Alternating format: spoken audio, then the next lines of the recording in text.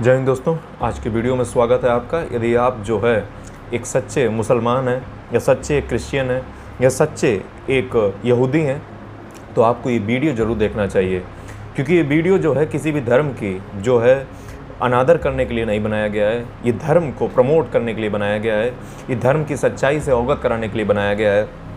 क्योंकि तमाम terrorist organisation के जो मौलाना मसीहा या जैसे मोहम्मद या लश्कर तैयबा या फिर जितने भी आतंकी संगठन हैं, वो इसकी इस्लाम धर्म की गलत व्याख्या करते हैं।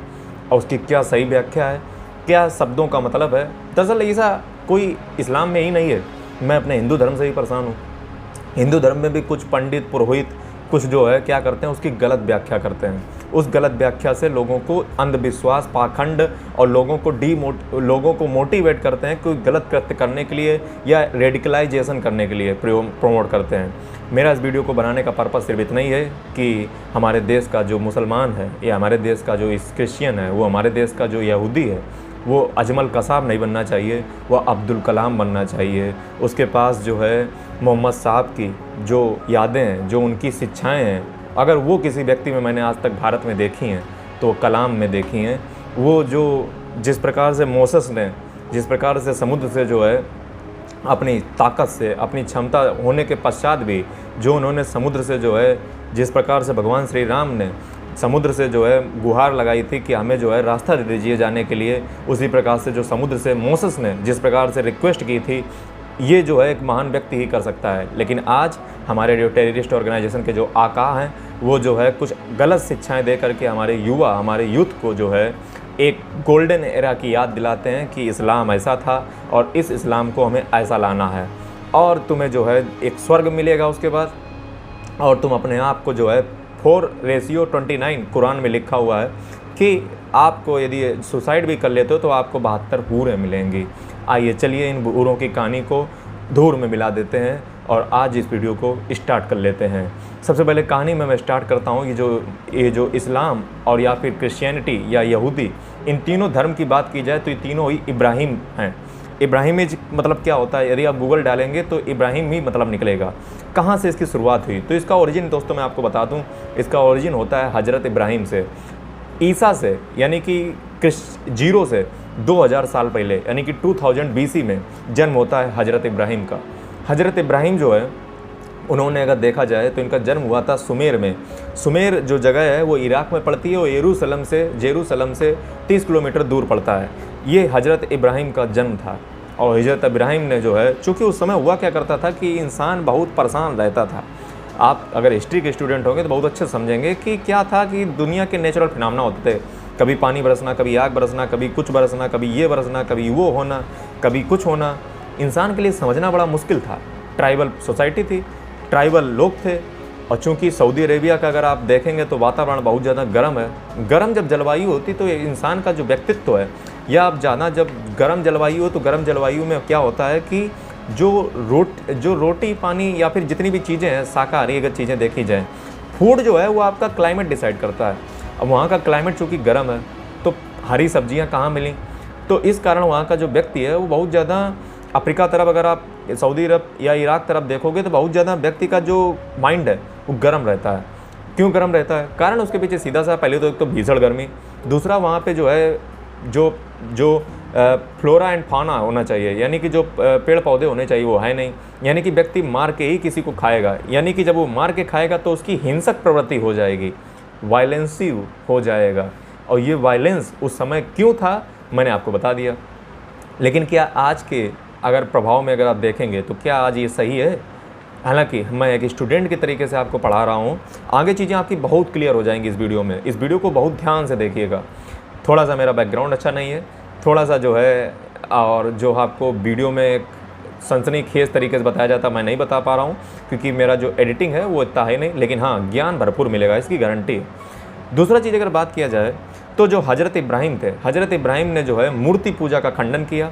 यानी कि वहाँ पे जो तमाम ट्राइबल लोग अलग अलग भगवान को, अलग अलग देवताओं को मान रहे थे, देवता का मतलब जो कोई दे, जो लोग अलग अलग लोगों को मान रहे थे, इसका खंडन किया। उन्होंने मोनोथिज्म का कॉन्सेप्ट लाया, यानी कि एक ईश्वरवाद, एक ईश्वर में विश्वास कीजिए, अल्लाह, इसके ऊपर ना, इसके नीचे ना, इसका कोई पार्टनर ना, यानी कि कोई भी जो है अल्लाह से ऊपर सर्वोपरि नहीं है, अल्लाह अकबर जिसको लोग जो है कहते हैं। दूसरा चीज़ इन्होंने जो है, इनको फादर ऑफ फैथ भी कहा जाता है। क्यों? क्योंकि ये देखिए, इनसे एक बार क्या हुआ था कि एंजल्स ने इनसे ट्राई किया कि इनकी जो है हम फैथ का परीक्षा लें। जब फैथ का परीक्षा लेने की बात हुई तो इन्होंने जो है, कई बार ऐसा कहा जाता है कि इन्होंने जो है अपने जो वाइफ थी, 2 इनकी वाइफ थी, एक हजर थी, एक सरहा थी। जो हजर था, हजर वाइफ थी, हजर का बेटा था इस्माइल, और जो सरहा वाइफ थी, सरहा का बेटा था इसाक। अब जब इन्होंने जो है इनके टेस्ट लेने की बात हुई तो इनसे किसी ने इनसे किसी एंजल, देखिए ये तमाम तरीके हैं। इस्लाम मतलब इसमें जो है होता क्या है, अभी इस्लाम आया ही नहीं है धरती पे, पहले तो आप ये समझ लीजिए। इस्लाम की एंट्री जब होगी तो मैं आपको बता दूंगा ना। अभी क्रिश्चियनिटी है, सबसे पहले जो है जुडाइज्म यानी कि यहूदी धर्म की एंट्री होगी। आप पहले बात को समझिए, अभी ना इस्लाम है ना क्रिश्चियनिटी है। मैं बात कर रहा हूँ 0 से 2000 साल पहले की, 2000 BC में। उसमें होता क्या है कि जो भी व्यक्ति है, जो भी एंजल है, जो भी व्यक्ति है, वो इनका टेस्ट लेना चाहता है कि देखें इनका फैथ कितना है। जब इनकी टेस्ट की बात आई तो इनसे टेस्ट लेने को कहा गया, तो इन्होंने जो है अपने पुत्र यानी कि इस्माइल, हजर का जो अपनी वाइफ थी हजर का जो पुत्र था इस्माइल को जो है इन्होंने मारने की कोशिश की। जब मारने की कोशिश की तो कुछ कहानियाँ ऐसा कहती हैं कि उन्होंने मार ही दिया, कुछ ऐसा कहती हैं कि उन्होंने नहीं मारा, उससे पहले ही उनको रोक लिया गया। कुछ ऐसा कहती हैं कि वो मारने वाले थे, चूँकि तलवार इतनी वैसी थी कि उनका सर नहीं कट रहा था, और उससे क्या हुआ, इन्होंने गुस्से में आकर के बकरे को मार दिया। उसी दिन से शुरुआत हो जाती है ईद उल अजहा की, यानी कि ईद 3 प्रकार की होती हैं, ईद उल मिलद, ईद उल अजहा और एक और ईद होती है, उसको मैं आगे बताऊंगा। तो ईद उल अजहा की यहाँ से स्टार्टिंग हो जाती है, यानी कि फादर ऑफ फैथ हम हजरत इब्राहिम को कहते हैं। दूसरा चीज़ अगर कहा जाए तो इन्होंने जो है वायलेंस का प्रयोग किया। इन्होंने अपनी जो प्रीचिंग है वो सऊदी अरब, यमन, इजराइल, लेबनान इत्यादि जगहों पे जो है इन्होंने अपनी प्रीच को फैलाया। अब होता क्या है कि चूँकि जो है ईश्वर चाहता है कि अल्लाह, चूँकि मतलब अल्लाह नहीं, इनका जो ईश्वर है उनका नाम याहवे होता है। याहवे जो यहूदी में होते हैं वो याहवे होते हैं। मैं अल्लाह बार बार प्रयोग कर देता हूँ भगवान, उसके पीछे कारण ये है कि मैं स्वयं हिंदू हूँ और शायद ये गलती से निकल जाता होगा, लेकिन इनका जो ईश्वर है उसका नाम याहवे होता है। अब वो जो है किसी मैसेंजर के थ्रू आता है, इनसे कहता है कि आपको जो है अपने धर्म विशेष का जो है प्रचार, धर्म अभी कोई आया ही नहीं है, धर्म अभी कोई आया नहीं है, अभी जो परंपरा चल रही है वो इब्राहिम चल रही है, और ये आगे आगे धीरे धीरे यहूदी में तब्दील हो जाएगा। अब होता क्या है कि इनसे कहा जाता है कि आप जो है इसका प्रोपोगेट और करें और इसका प्रचार करें। तो प्रचार करने के लिए क्या होता है, ये अपनी वाइफ को लेकर के चल पड़ते हैं और ये फाउंड कर देते हैं मक्का, यानी कि इब्राहिम और उनके बेटे यानी कि प्रॉफेट इस्माइल ने फाउंड कर दिया मक्का शहर को।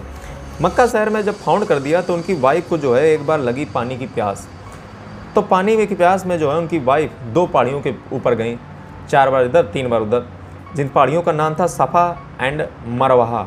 सफ़ा और मरवाहा पहाड़ियों पे जो है 7 बार टोटल उन्होंने इधर से उधर किया, लेकिन पानी ना मिला।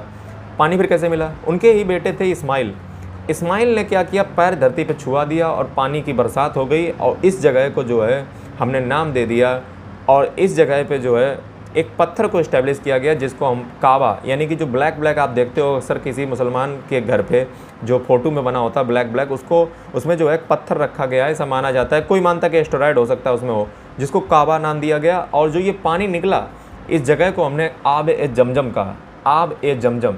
पानी का यहाँ पे भी जो है काफ़ी जो है जैसे हिंदू धर्म में गंगा जल की काफ़ी महत्व आता है, उसी प्रकार से आब ए जमजम यानी कि 7 जगहों पे जो है, आज तो हालांकि उसको बढ़िया से कर दिया गया, दोनों पहाड़ियों के बीच में एक रपकने वाली मतलब ऐसे एकदम जगह बनाई गई है जिससे लोग जो है परिक्रमा 7 बार उस मक्का की जो है 7 बार परिक्रमा करते हैं और उन पहाड़ियों पे जो है उधर से उधर जाते हैं। इस प्रकार से आज बना दिया गया। ये पहाड़ियाँ थीं सफ़ा एंड मरवाहा, और आब ए जमजम इस जगह को कहते हैं, और काबा जो है उसमें जो है स्थापित किया गया, वो ब्लैक जो आप देखते हो गुम्बद टाइप की।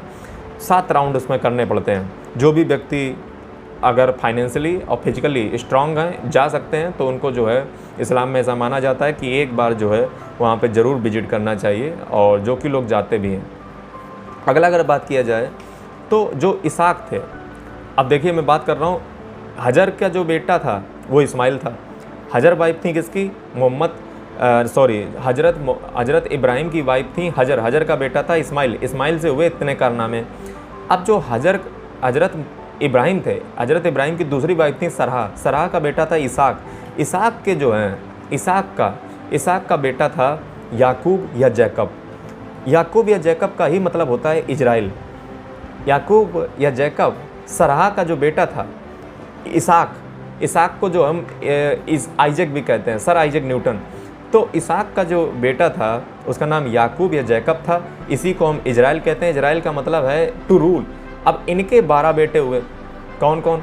यानी कि इसहाक जो बेटा है वो सरहा का है, और सरहा का बेटा सरहा का बेटा इसहाक है। इसहाक के 12 बेटे। इसहाक के जो है एक बेटा हुआ जिसका नाम याकूब या जिसका नाम जैकब या जिसका नाम इजराइल है। और इजराइल की जो है एक किंगडम था बहुत बड़ा। उस इजराइल का मतलब होता है टू रूल, यानी कि रूल करना। उस इजराइल में 12 जो है, उस जो याकूब या जैकब या जो इजराइल है उसके 12 लड़के हुए। उस 12 लड़के ने जो है 12 प्रकार के ट्राइब का एस्टेब्लिशमेंट किया, तब जाके एक इजराइल बना। यानी कि 12 ट्राइब से मिलके इजराइल बना। अब उन 12 ट्राइब से होता क्या है कि उसमें से ही एक जो सबसे पावरफुल या सबसे कह लीजिए बड़ा लड़का था जिसका नाम था जूडा। जूडा का जो है एक फेमस बच्चा जन्म लिया जिसका नाम था यहूदा। और यहूदा को मानने वाले ही, यानी कि उसी जो बेटे को जो मानने वाले जो फॉलोअर हैं उनको ही हम यहूदी बोलते हैं। यानी कि वही लोग जो है यहूदी कहलाते हैं। अब आप समझ गए पूरी कहानी कि क्या था जुडाइज्म, कहाँ से आया, क्या यहूदी लोग होते हैं, क्या इजराइल था, क्या चीज़ें थीं, ये आपको अच्छे से समझ आ गया होगा। अब जो है अगर भूल जाओ तो वीडियो को दोबारा देख लो, ठीक है। थोड़ा सा कॉम्प्लिकेटेड हो गया होगा। अगली बात किया जाए, अब प्रॉफिट मोसेस आते हैं। देखिए इसी प्रकार से जो है बहुत सारे जो है लोग आते रहेंगे। सबसे पहले यहूदी धर्म स्टार्ट हुआ। आपने कैसे देखा? यहूदी स्टार्ट हुआ। अब जो है प्रॉफिट मोसेस आते हैं। सबसे पहले कौन आए थे? सबसे पहले हजरत मोहम्मद आए थे, नहीं हजरत इब्राहिम आए थे। हजरत इब्राहिम की परंपरा से ही इन तीनों धर्मों का जो है अस्तित्व आया है। मैं आपको बता दूं, सबसे पहले जिसमें यहूदी धर्म का जन्म आप देख चुके हो। अब अगर देखा जाए तो प्रॉफिट मोसेस आए। प्रॉफिट मोसेस कौन थे? इनकी भी बहुत ज़्यादा उपयोगिता है और बहुत ज़्यादा महत्व है। प्रॉफिट मोसेस या इनको मूसा भी कहते हैं। ये कौन थे? ये दरअसल ऐसा था कि देखिए इजराइल जब किंगडम ये सब कुछ बना गया, तब हुआ क्या कि बहुत से जो इजिप्ट था, इजिप्ट जो है वो बहुत ज़्यादा मतलब टार्चर करता था यहूदी लोगों को। उनको बुलाता था स्लेव के रूप में, उनको मारता कूटता, उनसे स्लेवरी करवाता था। इतना अटैक मतलब उनके ऊपर कर रखा था कि वो लोग भागने पर इधर उधर विवश हो गए थे। इसको लेकर के जो प्रॉफिट मूसा थे वो भी चूँकि एक यहूदी थे, उनको भी जान पर खतरा था। तो वो जो है क्या हुआ, उनको एक राज परिवार ने, यानी कि जिस राज परिवार ने जो है, चूँकि प्रॉफिट मोसेस अच्छे थे, दिखने में अच्छे थे, बढ़िया थे, शकल थी, सब अच्छा था, तो उनके जो राज परिवार की ही एक राज परिवार में ही उनको किसी महिला ने जो है उनको पाल लिया। यानी कि शत्रु को पाल रहे हैं कौन?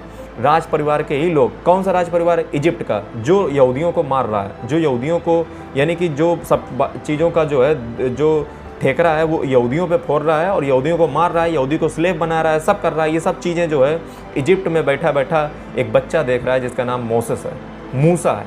अब ये मूसा क्या करता है, ये सारी चीज़ें जो देख करके इसको जो है एक रात में इनको जो है फिर एक मैसेंजर आता है जिसका नाम है एक्जोडस।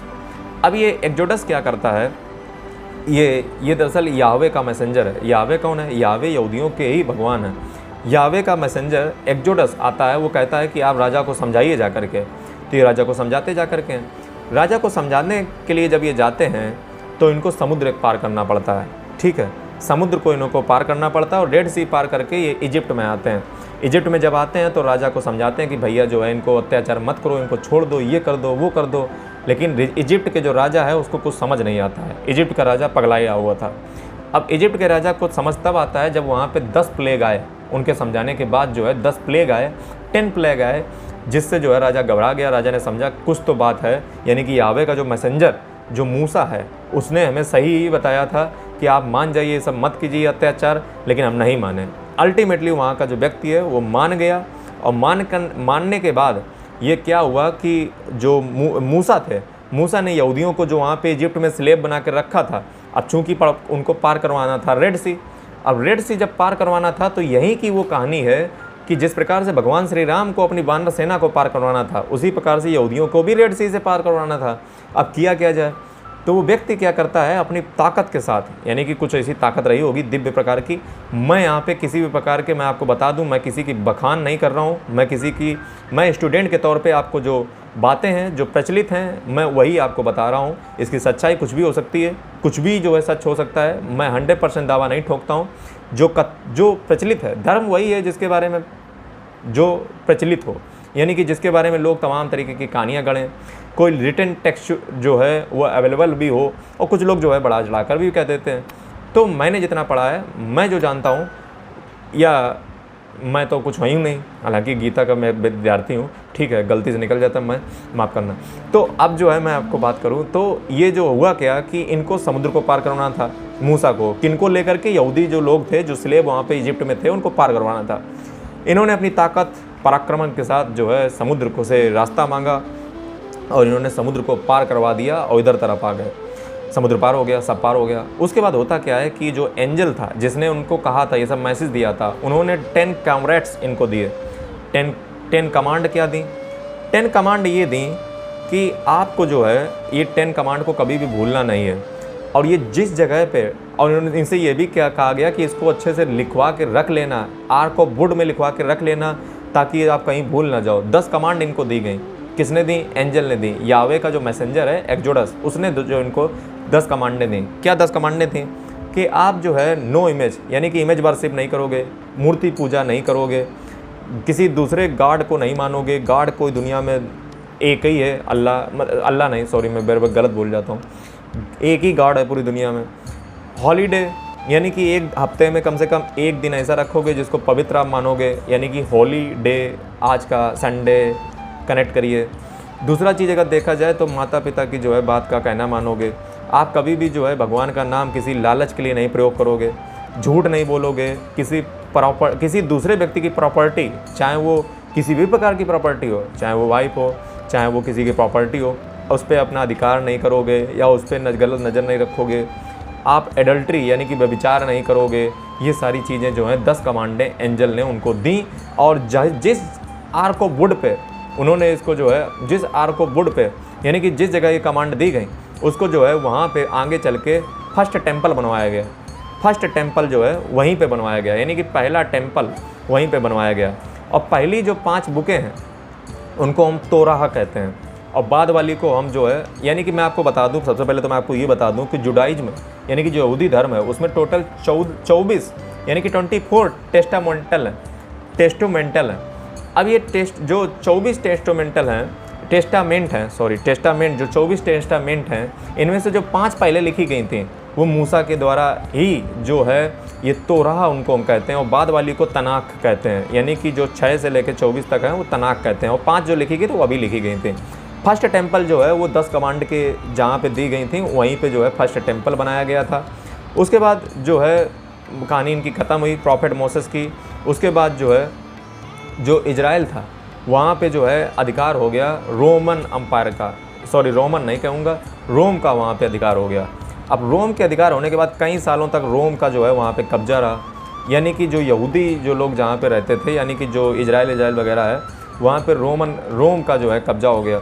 रोम ने जो है वहाँ पे अच्छे से बहुत सारे समय तक रूल किया, और रोम में ही एक राजा हुए थे, उन्होंने जो है ये जो फर्स्ट टेम्पल है, जो सोलेमन नाम के जो है एक राजा हुए थे उसी इजराइल में, उन्होंने जो है फर्स्ट टेम्पल का निर्माण कराया, फर्स्ट टेम्पल ऑफ यरूशलेम। उसके बाद जो है उसको तोड़ाया गया, तो उसके बाद जो है सेकेंड टेम्पल ऑफ वहीं पे बनवाया गया, ठीक है। उसके बाद जो है टेम्पल माउंट बनवाया गया, उसको जो है और बड़ा कराया गया। जो टेम्पल माउंट आज आप सुनते हो बहुत ज़्यादा फेमस, वो टेम्पल माउंट का निर्माण जो है हेरोड नाम के राजा ने करवाया था, जो 37 BC से 37 BC से 4 BC तक शायद वो राजा रहे थे। हेरोड के शासनकाल में अभी देखिए कब्जा किसका है इजराइल पे? रोम का कब्जा है, ठीक है। रोम के ही राजा हेरोड थे, और उसी समय उससे पहले जो सोलोमन थे उन्होंने फर्स्ट टेम्पल बनवाया था। फर्स्ट टेम्पल के बाद सेकेंड टेम्पल बना था, कई बार टूटा फूटा भी था। उसके बाद जो है टेम्पल माउंट बना था। टेम्पल माउंट हेरोड ने बनवाया था कि चलिए ठीक है, सेकुलरिज्म अपना लीजिए और यहूदी धर्म भी ठीक है, तो उन्होंने टेम्पल माउंट बनवाया था। उसको मतलब थोड़ा सा लोहा लाट करके बढ़िया सा मजबूत करवा दिया था हेरोड नाम के जो रोम के थे। रोम पहले सबसे पहले जो कि यहूदियों के खिलाफ था रोम, लेकिन बाद में जो है सेकुलर टाइप का थोड़ा सा हो गया। अगला अगर बात किया जाए तो अगला जो है जीसस क्रिस्ट का जन्म होता है। देखिए अभी तक जो मैंने आपको कहानी बताई ये कहानी थी यहूदियों की, ये कहानी थी याहवे की। वैसे तो जो है जो यहूदियों का मंदिर होता है उसको हम सिनेगॉग कहते हैं, लेकिन ये टेंपल पहले बन रहे थे। फर्स्ट टेंपल बना और उसके बाद जो है सेकेंड टेंपल बना यरूशलेम में। उसके बाद जो है टेंपल माउंट बना, उसको और रिकवर कराया गया। हेरोड नाम के जो रोम का था उसने करवाया। उसके बाद जीसस क्रिस्ट का जन्म होता है 4 BC में। हालांकि ये बहुत विवादास्पद विषय है कि 0 BC से तो जो है क्रिश्चियन एरा की स्टार्ट मान ली जाती है, और ये 4 BC में कैसे जन्म हुआ है। तो 4 BC में जन्म हुआ था जीसस क्रिस्ट का, और इन्हों का जन्म जो है हेरोड किंगडम में ही हुआ था, यानी कि वही हेरोड किंगडम में इनका जन्म हुआ था। ठीक है, और इनकी ऐसा माना जाता है कि इनकी माँ का नाम मरियम था। उन्होंने जो है इनको जन्म दिया था, हालांकि कुछ कहते हैं कि नहीं दिया था या दिया था, तो मरियम माना जाता है इनकी माँ को। और ये जो हैं ज्यूविश थे, यहूदी थे। आपको ध्यान रखना होगा, ये जो ये धर्म का आगे स्टार्ट करेंगे उसका नाम होगा ईसाई धर्म। ईसाई धर्म इससे पहले नहीं था। ये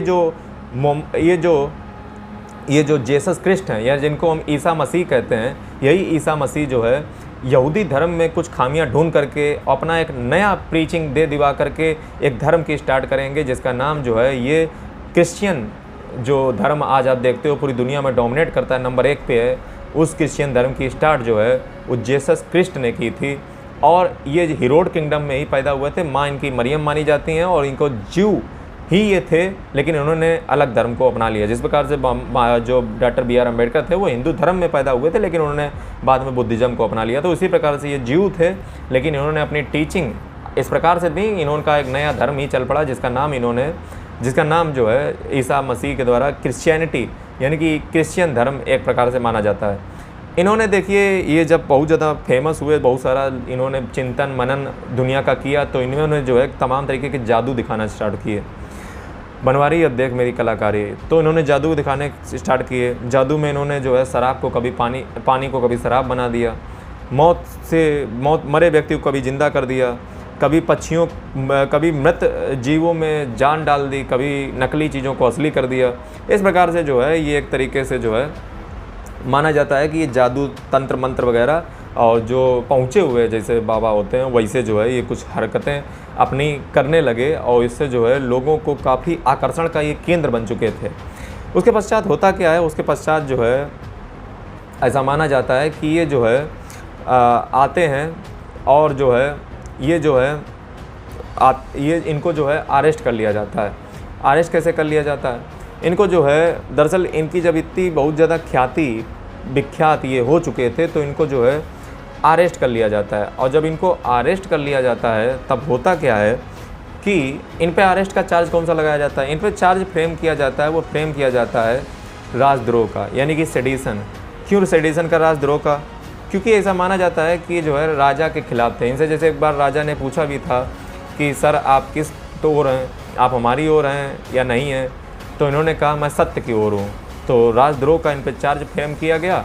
और हालांकि ये नीचे यहूदी में नहीं रहते थे, इनका बचपन से ही जो जन्म है वो यहूदियों के बीच में ये नहीं रहे हैं, ये ऊपर की ओर रहे हैं, ऊपर की ओर, यानी कि अब यहूदियों की जगह में नहीं थे, इसलिए इनका जो माइंड था वो यहूदी के प्रभाव में ज़्यादा नहीं था। इन्होंने अपना धर्म जो है ईसाई धर्म की स्थापना की।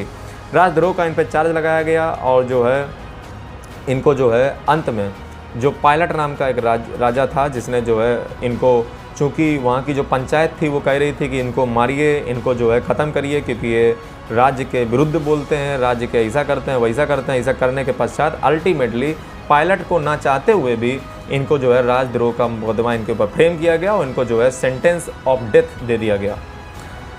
उसके बाद क्या होता है, उसके बाद जो है ऐसा माना जाता है कि उनको जो है माना क्या जाता है, ये शायद सच्चाई ही है कि उनको जो है सूली पे चढ़ा दिया गया। सूली पे जो है उनको मारा गया।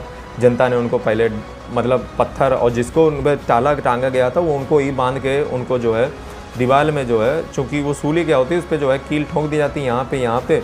उसके पश्चात जो है कुछ समय पश्चात 4-5 घंटे बाद तड़प करके उस व्यक्ति की मृत्यु कारित हो जाती है। इस प्रकार से जो दुखद मृत्यु वो जीसस क्रिस्ट की हुई।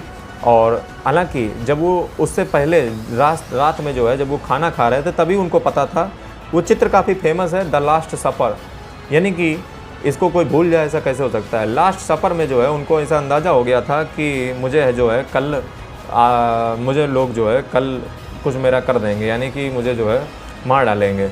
और लास्ट सफ़र वो जो है सेंट पीटर के द्वारा जो है विस्तृत किया गया है। नेक्स्ट चीज़ की अगर बात की जाए तो कुछ लोग ऐसा मानते हैं कि ऐसा क्यों हुआ होगा, मतलब कुछ लोग कहते हैं कि उनका जन्म दोबारा होगा, कुछ लोग कहते हैं कि वो मृत, जैसे एक मान्यता है कि जो जितनी पवित्र आत्मा होती है उसके मृत होने से इंसान जो है पाप मुक्त हो जाते हैं, ऐसा माना जाता है। इसलिए यहूदियों में जो है काफ़ी फेमस है कि यदि आप जो है, जैसे वो लोग मेमने को मार डालते हैं, एक जो पवित्र आत्मा होती है उसके मृत्यु होने से, उसकी बलि देने से हमारे पाप जो हैं दूर हो जाते हैं, ऐसा हर धर्म में लगभग माना जाता है। इसी तरीके से अगर देखा जाए तो जो जीसस क्रिस्ट हैं वो ऐसा माना जाता है कि वो हम लोगों के पाप धोने ही आए थे। कैसे पाप धोने आए थे? क्योंकि वो पवित्र आत्मा थी और उसके मरने से जो है जो ईव और एडम को जो है जो श्राप लगा था कि आप जाइए और धरती लोक पे स्ट्रगल कीजिए, संघर्ष कीजिए जाकर के, उनके पापों को धोने वो आए थे। फिर ऐसा माना जाता है कि उनका जन्म दोबारा हुआ था, वो दोबारा जो है जन्म लिए थे और दोबारा जन्म लेने के बाद वो 40 दिन कम से कम उन्होंने जो है कि कुछ गॉस्पेल लिखी। गॉस्पेल लिखने के बाद 40 दिन तक उन्होंने गॉस्पेल लिखी और उनको जो है एटॉनमेंट के रूप में याद रखा जाता है, यानी कि ईव एंड एडम के जो स्ट्रगल के लिए जो उन्होंने तमाम दुनिया का लोग बनाए, उनके जो है पापों को मुक्त करने के लिए उन्होंने जो है अपने प्राणों को सर्वोच्च निछावर कर दिया, इसको एटॉनमेंट कहते हैं। दूसरा चीज़, इन्होंने 40 दिन दोबारा जिंदा हुए, दोबारा जो है उसके बाद फिर ये स्वर्ग चले गए। 40 दिनों में इन्होंने यहाँ पे लिखा, उसको हम गॉस्पेल कहते हैं। और एक कॉन्सेप्ट भी ये देकर गए, वो ट्रिनिटी का कॉन्सेप्ट है। ट्रिनिटी, त्रिदेव, जो हमारे हिंदू धर्म में माना जाता है। क्रिश्चियनिटी में कॉन्सेप्ट है ट्रिनिटी का। ट्रिनिटी का मतलब फादर, सन एंड चैतन्य मन, यानी कि जो ये तीनों बहुत इंपॉर्टेंट है क्रिश्चियनिटी में, फादर, सन एंड चैतन्य मन, यानी कि स्पिरिचुअल। दूसरी चीज़ अगर देखा जाए तो ऐसा क्रिश्चियनिटी के लोग मानते हैं कि एक बार इनका जीसस क्रिस्ट का दोबारा जन्म होगा, और वो जन्म कब होगा इसके बारे में तो नहीं कह सकते हैं। इसे हमारे जो हिंदू टेक्स्ट हैं, रिलीजियस टेक्स्ट हैं, उसमें भी माना जाता है कि जो भगवान विष्णु हैं उनके 10 अवतार टोटल हैं, 9 उनमें से हो चुके हैं। 9वां बुद्ध जो था, बुद्ध भगवान का जो अवतार था वो था। 10वां जो है ऐसा माना जाता है कल्कि का अवतार होगा। हालांकि कब होगा, कुछ लोग जो है ऐसा भी मानते हैं कि शायद जो है योगी आदित्यनाथ जी जो है हो चुके हैं 10वें अवतार। कुछ लोग शायद ऐसा भी मानते हैं कि शायद जो है नरेंद्र मोदी जी हो चुके हैं। कुछ मतलब जो है मतलब ठीक है। तो अगला अगर बात किया जाए तो मोहम्मद जो साहिब हैं, इनका जन्म होता है 570 AD में, यानी कि अब हम ईसवी से पार आ चुके हैं। यानी कि अब हम किसका जन्म कर चुके हैं? हमने सबसे पहले जुडाइज्म यानी कि यहूदी धर्म को देखा, जिसकी जो है बहुत पहले ही नींव पड़ चुकी थी। उसके बाद जो है उसके बाद हमने जीसस क्रिस्ट को देखा, जिन्होंने 0 से स्टार्ट की और एक नए धर्म की स्थापना की, जिसका नाम जो है क्रिश्चियनिटी स्टार्ट हुई। और ये तीनों ही धर्म में सेमिटिज्म का कॉन्सेप्ट है, यानी कि तीनों ही धर्म जो है कन्वर्ट करने में बहुत ज़्यादा बिलीव करते हैं, यानी कि एक दूसरे धर्म में लोगों को कन्वर्ट कैसे किया जाए। किसी भी तरीके से जो लोग हमारे धर्म को ना माने उनको काफिर घोषित करके उनको कन्वर्ट करवाते हैं। उनको जो है मतलब इनका कॉन्सेप्ट है जो क्रिश्चियनिटी और इस्लाम में है वो कन्वर्ट कराने का, जितना ज़्यादा हो सके धर्मांतरण कराइए, मतलब प्रचार नहीं करते हैं। जबकि जो यहूदी धर्म है वो उतना वायलेंसी उतना नहीं है, वो कन्वर्टिज्म का सपोर्टर नहीं है। हमारे भी जो हिंदू धर्म है उनमें भी कभी भी कन्वर्ट का ये नहीं देखा गया है, लेकिन इस्लाम और क्रिश्चियनिटी में कन्वर्ट करने का कॉन्सेप्ट बहुत जो खतरनाक है। इस चीज़ को जो है इसको भी जो है आगे हम देखेंगे कैसे ये कहाँ से आता है, कि कौन आका कौन मौलवी मौलाना जो है इस पर बैठ करके क्या प्रवचन देते हैं, उस पर भी जो है हम इस वीडियो में बात करेंगे। देखते रहिए आप वीडियो को। अगला अगर बात किया जाए तो मोहम्मद साहब का जन्म होता है। मोहम्मद साहब, दुनिया में अंधेरा है, अंधेरा का जो है प्रकाश लेकर के एक लाइट इस दुनिया में जन्म लेती है। दुनिया फ्यूडल सिस्टम में बिजी है, सब टूटा हुआ है, सब अंधेरे में है, पूरी दुनिया अंधेरे में है। उसी समय जन्म होता है मोहम्मद साहब का। मोहम्मद साहब को माना जाता है ये अंतिम प्रॉफिट थे, इसके बाद कोई प्रॉफिट नहीं आया। और जो मोहम्मद साहब थे इनका जन्म 570 से 632 AD तक ये रहे। इनका जन्म मक्का में हुआ, ये सऊदी अरेबिया में पड़ता है। और इनके जो जन्म है उसको जो है हम ईद ए मिलब, और इनके जन्म और मृत्यु की तारीख एक ही थी, इसलिए शायद इसको हम ईद ए मिलब कहते हैं। जब भी ये मनाया जाता है तो याद रखिएगा, ईद ए मिलब, ईद ए अज़हा मैं बता चुका हूँ। अब होता क्या है, इनको लास्ट प्रॉफिट माना जाता है। इनको जिस दिन ज्ञान की प्राप्ति हुई, ऐसा माना जाता है कि जो पैगंबर थे उनको जिस दिन ज्ञान की प्राप्ति हुई उसको हम ईद उल फितर के रूप में मनाते हैं। पैगंबर को जो है जो जिस दिन जो है ज्ञान की प्राप्ति हुई उसको हम ईद उल फितर के रूप में मनाते हैं। मोहम्मद साहब का जिस दिन जो है मोहम्मद साहब या शायद पैगंबर जो है उनका जिस दिन जो है जन्म या मृत्यु हुई उसको हम एक ही दिन मानते हैं और उसको जो है हम ईद ए मिलब के रूप में मनाते हैं, ईद ए मिलब। और जिस दिन ज्ञान प्राप्ति हुई उसको हम जो है ईद उल फितर के रूप में मनाते हैं। अगला अगर बात किया जाए तो इनको भी जो है कोई एंजल ही आई थी उपदेश देने, इनके पास एंजल आया करते हैं। अब एंजल ने इनको उपदेश क्या दिया, इनको एंजल का नाम था जिब्रील, कुछ लोग उसको जैब्रील भी कहते हैं। और जो उपदेश इनको दिए उन्हीं उपदेश को जो है कुरान में लिखा गया है, यानी कि जो मोहम्मद साहब की किताब है कुरान, उसमें यही लिखा गया है। जो जिब्रील ने, जो एंजल है, उन्होंने जिनको उद्देश्य दिए, इन्होंने समाधि की और समाधि के बाद इनको जो उद्देश्य, जो इनको ज्ञान की प्राप्ति हुई उसको जिब्रील के द्वारा जो दिया गया उसको कुरान में लिखा गया। 610 यानी में इन्होंने जो है अल्लाह का कॉन्सेप्ट लाए, वन गॉड में इन्होंने विश्वास करने को कहा। हिजरा 600 और मक्का से जब ये भगाए गए तो ये हिजरा भागे। हिजरा में जो है जब ये पहुँचे तो इनका जो है इस्लामिक जो कैलेंडर है हिजरी वो जो है स्टार्ट हो गया 622 से। और उसके बाद जो है 630 में ये दोबारा मक्का लौट के आए मदीना से। इनके पास जो है ये देखिए, ये जितने भी व्यक्ति जो ये कर रहे हैं ये सब शांतिपूर्ण तरीके से नहीं हो रहा है, वायलेंस यूज कर रहे हैं, वायलेंस। नेचर ही ऐसा है, वहाँ की जलवायु हुई ये करने को मजबूर कर देती है। यदि आप भी ऐसे होते तो शायद आप भी वायलेंस का ही प्रयोग करते। वायलेंस कहाँ खतरनाक है भाई, वायलेंस कहाँ खतरनाक है? श्रीमद् भगवत गीता में देखिए ना, मार धो के रख दिए, समझ नहीं आ रहा था ना। तो वायलेंस खतरनाक नहीं है, सवाल ये है कि किस लिए वायलेंस किया गया। वायलेंस थोड़ी ना खतरनाक है। यदि जो है वहाँ पे कौरव हो तो वायलेंस सही है, धर्म की स्थापना के लिए वायलेंस सही है, धर्म पुनर्स्थापना के लिए वायलेंस सही है, सोशल जस्टिस के लिए वायलेंस सही है, तमाम धर्म पाखंडों इसको जो है दूर करने के लिए वायलेंस सही है। कैसे नहीं सही है, अभी आगे बताऊंगा। इस्लाम धर्म की क्या प्रीचिंग है, कैसे लोग उसको इंटरप्रिटेट करते हैं, सब बताऊंगा। अभी वीडियो को देखते रहिए। बैक ये मक्का आ जाते हैं, ठीक है। जब इनकी मृत्यु हो जाती है तो उसके बाद जो है इस्लाम का जो मतलब आगे बढ़ाने का काम है वो कैलिफेट कुछ करते हैं।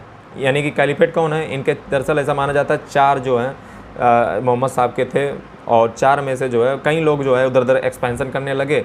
राशिद कैलिफेट बनी, राशिद कैलिफेट 632 से 661 तक रही और इसने जो है मिलिट्री कॉन्क्वेस्ट किए, यानी कि सब जीतना, मतलब मार कूट, इस्लाम का प्रचार, इस्लाम हर जगह फैलने लगा, इस्लाम का राइज होने लगा, इस्लाम इस्लाम इस्लाम इस्लाम का डंका बजने लगा। मिलिट्री कॉन्क्वेस्ट यानी कि मिलिट्री की तरीके से वार जीतनी जाने लगी। जो लोग नहीं माने उनके साथ जो है मिलिट्री कॉन्क्वेस्ट की गई, ट्रीटी साइन की गई, मिशनरी भेजे गए, कन्वर्ट ट्रेड रूट की खोज हुई, ट्रेड रूट्स की खोज हुई। और इसके बाद जो है middle east, Persia, north Africa सब इस्लाम का गुणगान करने लगे, इस्लाम ही इस्लाम फैल गया। उसके बाद उमैयद एंड अब्बासिड कैलिफेट, ये 661 से 750 तक Umayyad caliphate and Abbasid caliphate 750 से 1258 तक अब्बासिद कैलिफेट ने जो है इसकी जिम्मेदारी संभाली। और ये वेस्ट में स्पेन और ईस्ट में सेंट्रल एशिया तक फैल गए, यानी कि इस्लाम का राइज हो रहा है, इस्लाम ऑन राइज। इस्लाम की जो ये दुनिया का लोग उधर उधर मानते थे, इस्लाम की जो बातें थी वो लोगों को पसंद आने लगी। जो लोग नहीं पसंद आए उनको वार से जीता गया, उनको मारा गया, उनको कूटा गया। जो मान गए उनके साथ ट्रीटी साइन की गई, मिशनरी भेजे गए। मतलब कुल मिला के इस्लाम में कन्वर्ट करवाना है। अगला अगर देखा जाए तो इस प्रकार से इस्लाम का राइज हुआ। मैं कहानी आपको जो है तीनों धर्मों की बता चुका हूँ। मैंने सबसे पहले आपको स्टार्ट की 2000 BC से यहूदी धर्म से। यहूदी धर्म से जो मैंने कहानी स्टार्ट की, फिर 0 BC से स्टार्ट हो गई, 0 से स्टार्ट हुआ ईसा मसीह का क्रिश्चियनिटी का कॉन्सेप्ट। वहीं पे 600 तरफ आते आते जो है अब मोहम्मद साहब इस्लाम को लाए हैं, यानी कि तीनों धर्म इस दुनिया में आ चुके हैं। और अब हम 1258 से अपनी कहानी को ख़त्म कर देते हैं। अब हम वापस आ जाते हैं इस्लाम धर्म ने क्या क्या कोर वैल्यूज पाई जाती हैं। तो इस्लाम धर्म में जो पहली कोर वैल्यू पाई जाती है उसका नाम है शहादा। शहादा का मतलब होता है फैथ, फैथ का मतलब विश्वास। There is no god but Allah, Muhammad is messenger, यानी कि जो इस दुनिया में कोई भी गॉड नहीं है। यहाँ पे सिर्फ एक ही गॉड है, उसका नाम अल्लाह है। अल्लाह का कोई पार्टनर नहीं है, अल्लाह अकेला है, अल्लाह यूनिक है। और ये जब भी अपने मैसेज देता है तो अपने मैसेंजर के द्वारा देता है। जितने मैसेंजर मैंने आपको वीडियो में अभी डिस्कस किए वो सब मैसेंजर ही थे। और कुछ लोग ये मानते हैं कि सुसाइड करना सही है। जो इस्लाम है वो ऐसा मानता है कि सुसाइड करना सही है, जबकि इस्लाम के तरीके से अगर देखा जाए तो सुसाइड करना बिल्कुल ही गलत है। सुसाइड आपको नहीं करना चाहिए। लेकिन हाँ, धर्म की पुनर्स्थापना के लिए अगर अपने प्राण सर्वस्व निछावर करने पड़े, जिस प्रकार से जीसस क्रिस्ट ने प्राण को निछावर किया था ताकि हम लोग पाप मुक्त हो सकें, पाप आत्माएं जो हैं, इसलिए उन्होंने एक पुण्य आत्मा ने अपने प्राणों की आहुति दे दी। ऐसे अगर हमें सुसाइड करना पड़े तो ठीक है।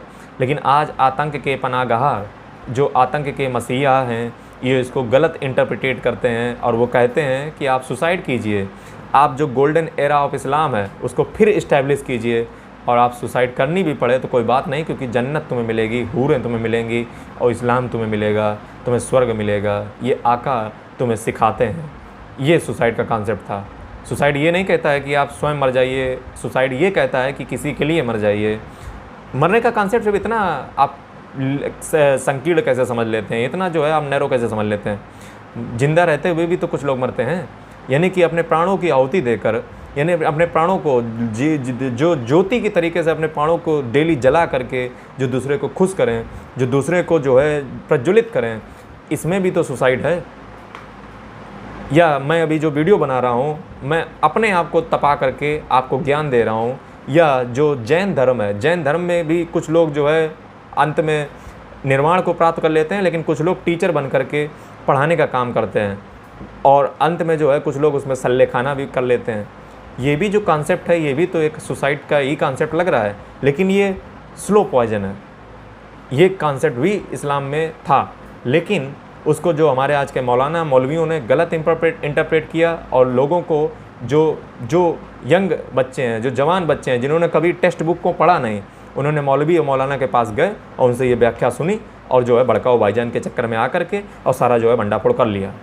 उन्होंने कभी स्वयं इस्लाम को, कुरान को उठा करके नहीं देखा, उसकी जो कोर वैल्यूज़ हैं उनको नहीं देखा, उनको समझने की कोशिश नहीं की। उनको उस समय जो इंटरप्रिटेटिव जो अप्रोच है, उस समय जो वहाँ की हिस्ट्री कह रही है, उस समय जो वहाँ के सर्कमस्टेंसेस कह रहे हैं, उस समय जो वहाँ की ज्योग्राफी कह रही है, उस समय जो वहाँ का साइकोलॉजी कह रहा है, उस समय जो वहाँ का क्लाइमेट कह रहा है, उस समय का जो वहाँ का वेदर कह रहा है, उस समय जो वहाँ का सर्कमस्टेंसेस कह रहा है, जो सराउंडिंग कह रही है, जो एनवायरनमेंट कह रहा है, उसको उन्होंने ध्यान नहीं दिया।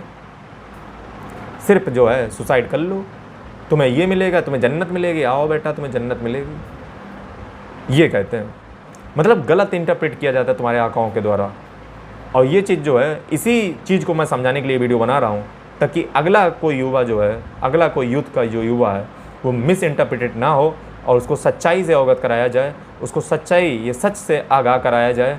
मैं तो कहता हूँ, तो ना मेरी बात मानो, ना उन मौलाओं मौलवियों की बात मानो।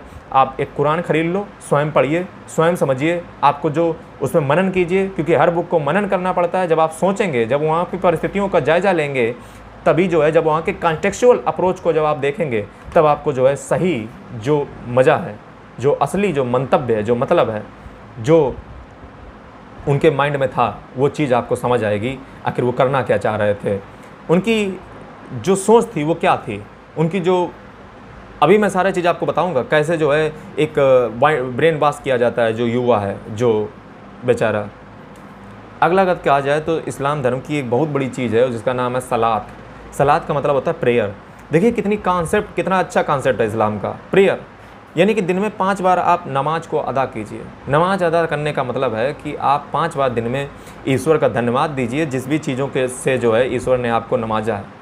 कई बार जो है हम लोग बहुत दुखी रहते हैं कि ईश्वर ने हमें ये नहीं दिया, हमें 4 बंगला नहीं दिया, हमें गाड़ी नहीं दी, या हमें 2 मिलियन सब्सक्राइबर नहीं दिए, हम 6 साल से जो है वीडियो बना रहे हैं।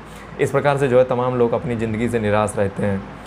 लेकिन हम ये नहीं देखते हैं कि हम वीडियो तो बना पा रहे हैं, हमारे पास 2 व्यू ही सही आ तो रहे हैं, हमारे पास कुछ तो सही, कम से कम हम बोल तो पा रहे हैं, हम सुबह उठ तो पा रहे हैं। कुछ लोगों को तो रातें भी नहीं नसीब होती हैं, उससे सुबह ही ख़त्म हो जाए।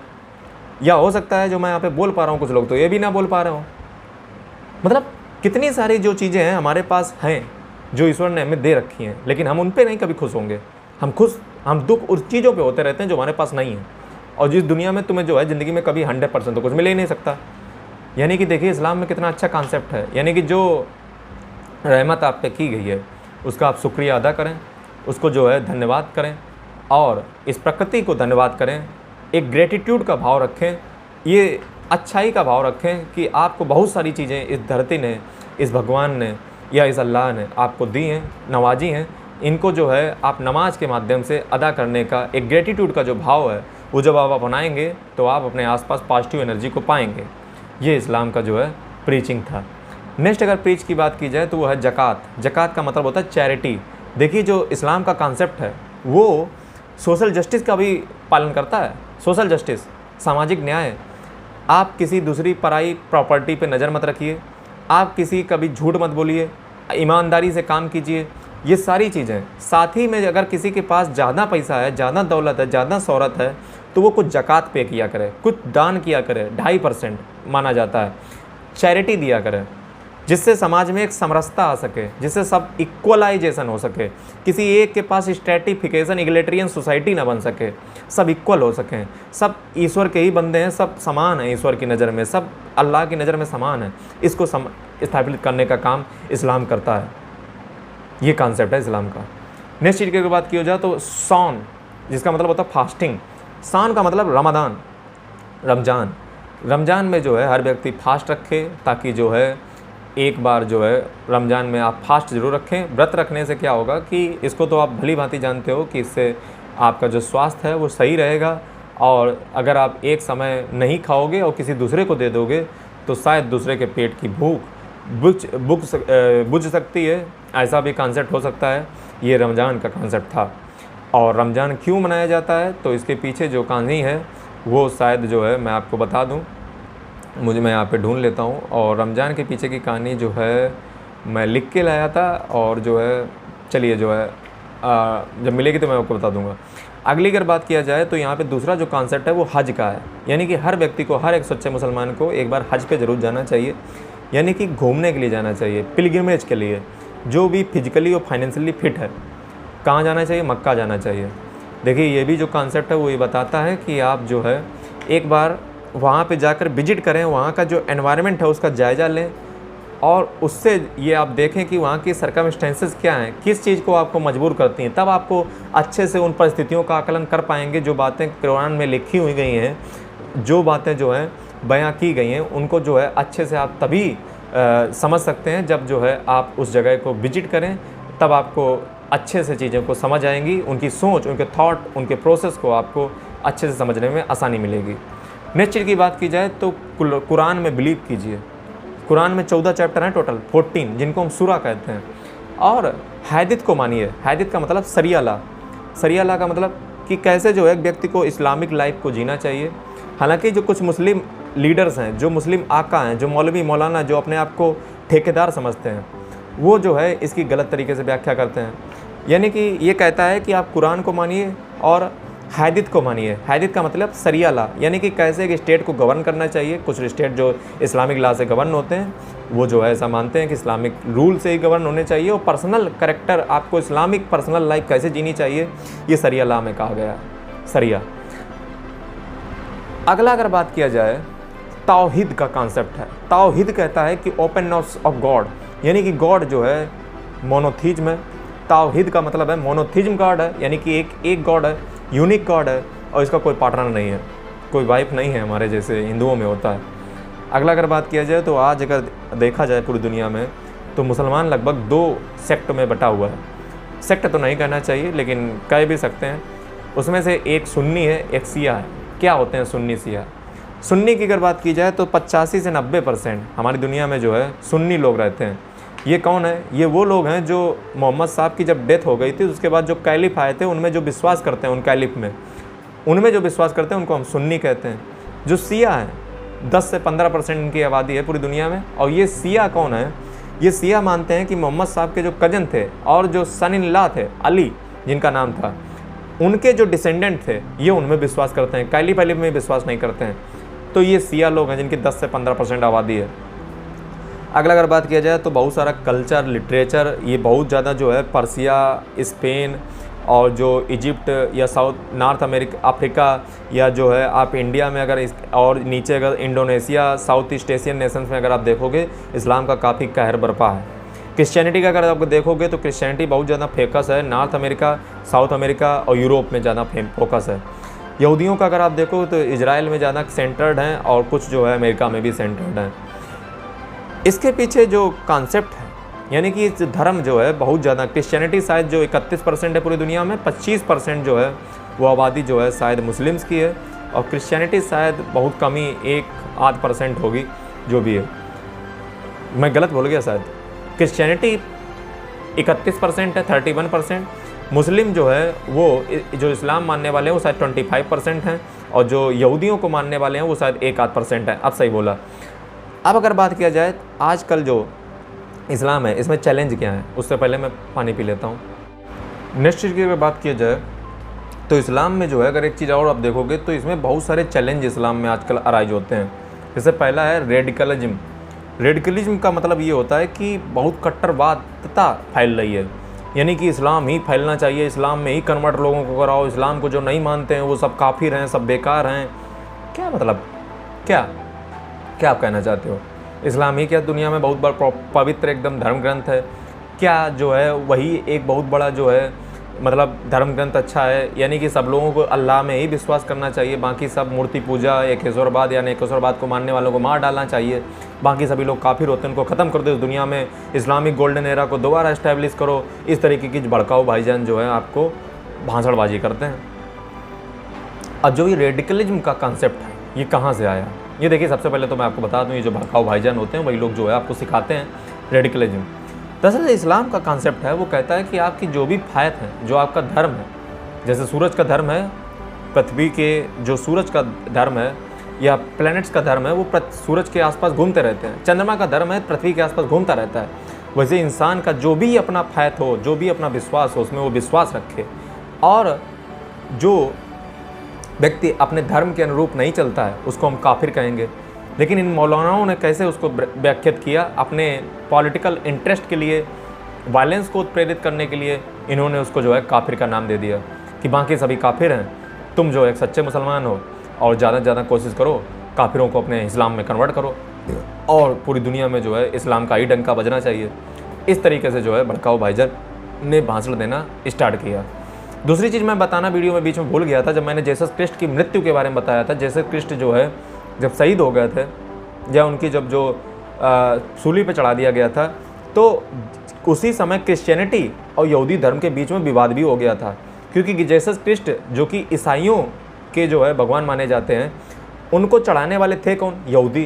तो यहूदी और जीसस क्रिस्ट के बीच में, यानी कि क्रिश्चियनिटी और जुडाइज्म के बीच में जो दरार थी वो उसी समय पड़ गई थी। मैं बताना भूल गया था, अभी बता दिया।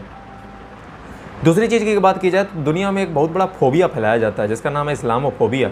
अब इसमें होता क्या है? इसमें होता ऐसा है कि लोगों को डराया जाता है कि इस्लाम जो है ख़तरे में है, इस्लाम जो है इस्लाम मतलब बिल्कुल गायब होने के कगार पे है, इस्लाम को बचा लो, इस्लाम जो है मतलब माइनॉरिटी में है, जैसे हिंदू मेजॉरिटी में, इसमें सबको ख़त्म कर देंगे, हिंदू राष्ट्र बनाना चाहते हैं, ये बनाना चाहते हैं, वो बनाना चाहते हैं, लौंगे बनाना चाहते हैं, पुदीना बनाना चाहते हैं, ये करना चाहते हैं, वो करना चाहते हैं। तो हम आपको ये सीधा सा बता रहे हैं, भैया आप 25% हो और क्या चाहते हो? मतलब हिंदू तो माइनॉरिटी में है, अगर वर्ल्ड पे देखा जाए तो 15% तो हिंदू है, कहाँ पे आप जो है माइनॉरिटी में हो? दुनिया क्या इस्लाम मैं ही बनाना चाहते हो? क्या आपका इस्लाम ही बहुत बड़ा मतलब एक धर्म ग्रंथ है? तो मैं आपकी जानकारी के लिए बता दूं कि आपसे, हालांकि मैं कंपैरिजन करता नहीं हूं, बट यदि आपके अंदर ऐसी भावनाएं आ रही हैं कि इस्लाम ही सब कुछ है, मोहम्मद साहब ही कुछ हैं, मैं आपके धर्म की सम्मान करता हूँ। आपका कुरान, आपका मोहम्मद साहब, आपके भगवान, आपके अल्लाह, आपकी जुडाइज्म, आपका क्रिश्चियनिटी जिंदाबाद है, इससे हमें कोई एतराज़ नहीं। लेकिन जो हमारा हिंदू धर्म, जो जिसको हम सनातन धर्म कहते हैं, वो सबका जो है एक तरीके से आप ऐसे मान लीजिए वो बहुत बड़ा है, और उसके जो लिटरेचर हैं, जो उसके टेक्स्ट बुक हैं, उसके सामने शायद दुनिया का कोई टेक्स्ट जो धर्म ग्रंथ है वो टिक सके। इतना जहाँ पे जिसका फिलॉसफी का डिस्कशन हो, इतना जहाँ पे दर्शन शास्त्र पढ़ाया गया हो, जहाँ पे डिबेट्स होती हों, ऐसा तो सिर्फ सनातन धर्म है। और मैं अपने धर्म की प्रशंसा नहीं कर रहा हूँ। यदि आपको ये लगता है कि इस्लाम का ही राइज होना चाहिए पूरी दुनिया में, या जुडाइज्म की राइज होना चाहिए, या क्रिश्चियनिटी का ही राइज होना चाहिए, तो मैं इसके सख्त खिलाफ हूँ। आपका धर्म अच्छा है, मैं इसका सम्मान करता हूँ, आपकी भावनाओं का सम्मान करता हूँ, लेकिन सिर्फ आपका ही अच्छा है, अल्लाह ही श्रेष्ठ है, बाकी सब नीचे हैं, मैं इसका सम्मान बिल्कुल कतई नहीं करता हूँ।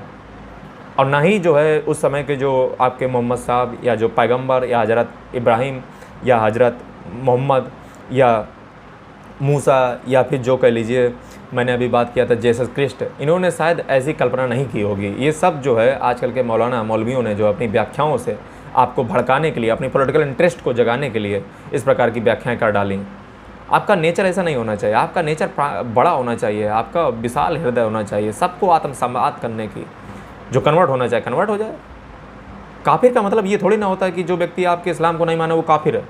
काफिर हर वो शख्स है जो अपने धर्म को नहीं करता है, जो अपने धर्म की बात नहीं मानता है। भगवत गीता में भगवान श्री कृष्ण यही तो कह रहे हैं कि तुम जो करते हो, तुम सोचते हो कि तुम कर रहे हो, वो सारे कर्म जो हैं अपने, उनको अपना धर्म मान, अपना कर्तव्य मान, और उनको जो है करो। और जो व्यक्ति अपने धर्म को भूल जाते हैं, जो व्यक्ति अपने मूल्यों को भूल जाते हैं, अपनी वैल्यूज़ को भूल जाते हैं, वो सब कुछ लॉस कर देते हैं। ये जो है काफिर का उद्देश्य है। दूसरा चीज़ अगर देखा जाए तो जो महिलाओं के राइट्स हैं उनको लेकर के, हालांकि महिलाओं के राइट्स को जो है बहुत ज़्यादा इज्जत दी गई है, महिलाओं को भी प्रॉपर्टी में हिस्सेदारी दी गई है, लेकिन महिलाओं को जो है टार्चर किया जाता है अगर देखा जाए तो ये भी जो है चिंता का एक सबब है कि चैलेंज है इस्लाम के पास। हालांकि कुछ कई स्कॉलर्स मानते हैं कि आज की जो मॉडर्न दुनिया है उसमें जो है इस्लाम का जो ये जो वुमेन के प्रति नज़रिया है इसको बदलना चाहिए, और आज ये ज़रूरत नहीं है कि महिलाएं पर्दा करें या बुर्का पहने, क्योंकि ये क्लाइमेट पे डिपेंड करता है। सऊदी अरब का क्लाइमेट है, वहाँ पे महिलाएं गंदी हो जाएंगी और जो है उन पर धूल गर्दा वगैरह आ जाएगी, इसलिए वहाँ पे पहना जाता है। ये हर जगह जो है आप कॉन्सेप्ट क्यों अपनाए हुए हो? आप क्लाइमेट पे जाइए ना, आप वहाँ की ज्योग्राफी पे जाइए ना, बुद्धि लगाओ यार, मतलब थोड़ा सा। दूसरा अगर काम किया जाए तो एक बहुत बड़ा चीज़ जो है वो इस्लाम में फोकस किया जाता है, जिसका नाम है हिस्ट्री पे।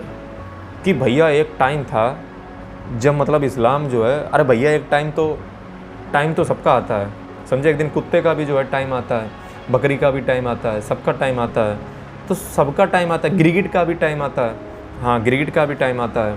तो टाइम तो भैया सबका आता है, सिर्फ तुम्हारे ही थोड़ा ना टाइम आता है। तो गोल्डन एज उसको याद दिलाते हैं। ये दरअसल कुछ जो टेररिस्ट के जो आका हैं, यानी कि आतंकवादियों के जो मसीहा हैं, वो इनको कहते हैं कि भैया तुम्हारी एक हिस्ट्री थी, तुम्हारा एक गोल्डन एरा था, उसको अगर दोबारा लाना चाहते हो तो इन काफिरों को मिटा दो, ख़त्म कर दो, दुनिया से मिटा दो, या तो कन्वर्ट कराओ या तो मिटा दो, एक्सपेंशन पॉलिसी। तो कहते हैं अच्छा वाह, तो सबको मिटा दो। हिस्ट्री को याद दिलाते हैं, वो हिस्ट्री को ताज़ा करते हैं, उनके जख्म भरते हैं, उनके जख्म पे जो है नमक छिड़कने का काम करते हैं। और फिर वो युवा जिसने कभी किताब उठा के नहीं देखी, वो बस एक भड़काऊ भाईजान उनके भाषणों से सुन करके प्रेरित हो करके कर दिया कांड। और अंत में क्या होता है? लालच दिया जाता है, ये मिलेगा, वो मिलेगा, जन्नत मिलेगी। अरे रे रे रे। नेक्स्ट अगर चीज़ों की बात की जाए तो अगला है, आखिरी शब्द है जो इस्लाम में काफ़ी जो है, और इसके मौलाना जो मतलब जो व्याख्या करने वाले हैं जो इस्लाम की, वो कहते हैं कि भैया जिहाद करो। जिहाद का मतलब है कि मतलब ख़त्म कर डालो सब कुछ, जो काफिर हैं उनको मिटा डालो इस दुनिया से। सिर्फ इस्लाम का ही डंका बजना चाहिए, इस्लाम इस्लाम इस्लाम, जिहाद कर दो। कहाँ से आया जिहाद? दरअसल बाबर और राणा सांगा के बीच में जब युद्ध हो रहा था, तो राणा सांगा जो है काफ़ी टक्कर दे रहा था बाबर को। तो मुसलमानों से कहा कि भैया जो है तुम जो है इनसे लड़ो जा कर के। तो मुसलमानों ने कहा कि हम भैया नहीं लड़ेंगे जा कर के, हम नहीं लड़ेंगे जा कर के, क्योंकि जो हमारे जो कुरान है उसमें ऐसा लिखा है कि जिहाद स्वयं से होता है। हम दुनिया में जो है आजकल का जो युवा है वो सब किसके पीछे, अपनी इंद्रियों के पीछे भाग रहा है, अपने सेंसेशन पे भाग रहा है। जो भगवत गीता कहती है इंसान जो है अपने भोग विलास में व्यक्त है, उसको जो है अपने चैतन्य जो मन है, जो ईश्वर या अल्लाह या जो परम तत्व इस दुनिया का है उसको जानने का जो माइंड है उसको नहीं खोले हुए, वो दुनिया की माया में लिपटा हुआ है। इन सब से जिहाद करना है, हमें जिहाद करना है अपने लालच से, हमें जिहाद करना है झूठ से, हमें जिहाद करना है वैमनस्य से, हमें जिहाद करना है नफ़रत से, हमें जिहाद करना है गंदी राजनीति से, हमें जिहाद करना है वायलेंस से, इन सब से जिहाद करना है और हमें एक पवित्र आत्मा बनना है, इन सब से जिहाद करना है। ये बात जो बाबर के जो सैनिक हैं वो जानते थे। हुआ क्या, बाबर जो हैं चूँकि जो सूफी संत जो होते हैं उनके पास गए। बाबर ने पूछा कि भैया क्या किया जाए, हमारे जो सैनिक हैं वो राणा सांगा से लड़ने के लिए तैयार नहीं है, खून खराबा करने को तैयार नहीं है। तो फिर सूफी संत ने उनको एक एडवाइस दी, कहा कि हम तुम्हें बता रहे हैं तुम्हें करना क्या है। उसने कहा सर कुरान में तो ऐसा लिखा है। उसने कहा कोई बात नहीं, जो रूल होते हैं ना वो राजा के लिए नहीं होते हैं, रूल होते हैं प्रजा के लिए। राजा खुद अपने आप में सरकार है, राजा खुद रूल का निर्माण करता है, प्रजा के लिए रूल होते हैं। हम तुम्हें जो बता रहे हैं उसका मिस इंटरप्रेट करो जा करके। उसने उनको मिस इंटरप्रेट कर दिया कि जिहाद का मतलब है काफिर, जिहाद का मतलब है जो लोग इस्लाम के ना हों उनको सब जिहाद कर दो, उनको सबको ख़त्म कर दो, बस हो गया खात्मा। तो जिहाद का जो मतलब है वो जिहाद उस समय जो प्रचलित होगा वो जिहाद हो सकता है डिफेंसिव के रूप में हो, यानी कि कोई तुम्हें मारने आए तो जिहाद कर दो, या अपने आप को बचाने के लिए उसका प्रयोग हो रहा हो। या जिहाद जो है, जिहाद जो संकीर्ण विचारधारा है वो नहीं है यहाँ पे। जिहाद कई चीज़ों से किया जा सकता है। जिहाद मांस मदिरा से किया जा सकता है।